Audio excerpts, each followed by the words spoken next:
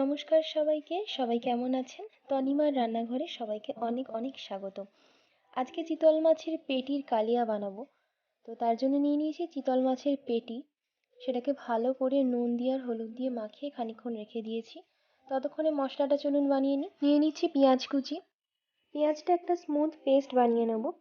এরপরে নিয়ে নিচ্ছি টমেটো কুচি, আদা কুচি, 1 টেবিল স্পুন ধনে গুঁড়ো, 1 টেবিল স্পুন জিরে গুঁড়ো, 1 টেবিল স্পুন কাশ্মীরি লঙ্কার গুঁড়ো। এটার একটা স্মুথ পেস্ট বানিয়ে নেব। কাশ্মীরি লঙ্কার গুঁড়ো দিলে কালারটা বেশ ভালো আসে। আমি কিন্তু এমনিতে কাঁচা লঙ্কাতেই পুরো রান্নাটা করব, কোনো রকম আর লঙ্কা গুঁড়ো ইউজ করব না। এরপর কড়াইতে তেল দিয়ে ভালো করে গরম করে মাছের পেটিগুলোকে মোটামুটি ভেজে নেব। খুব কড়া করে ভাজবো না, তাতে মাছের স্বাদটা চলে যায়। মোটামুটি ভেজে নেব, খুব হালকাও ভাজবো না।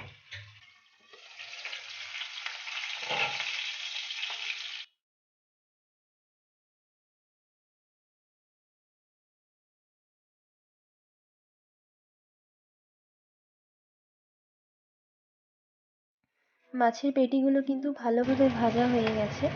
এবার আমি এগুলোকে তুলে রেখে দেবো। একইভাবে আরেকটা যে পেটি নিয়েছিলাম আমি, সেটাকেও ভেজে নেব।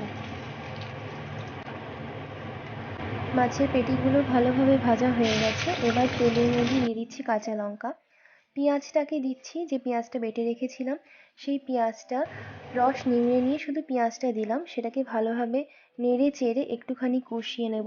রসটা আমি পরে ইউজ করব। এবার দিয়ে দিচ্ছি টমেটো আর মশলা দিয়ে বানিয়ে রাখা যে পেস্টটা, সেটা দিয়ে দিলাম। এটা দিয়ে এবার ভালো করে একটুখানি কষিয়ে নেব।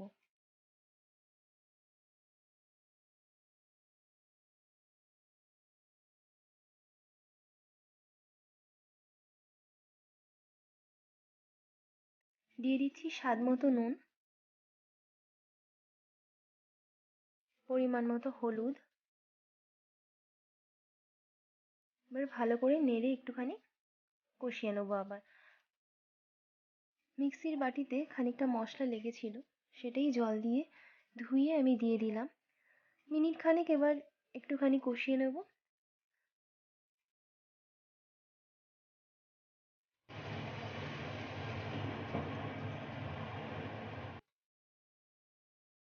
এবার দেখুন মশলাটা ভালোভাবে কষা হয়ে গেছে, মশলা থেকে তেল ছেড়ে দিয়েছে।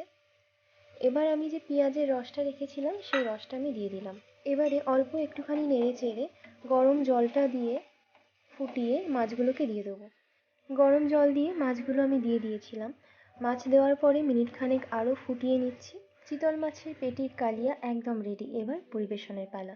সবাই ভালো থাকবেন, সুস্থ থাকবেন।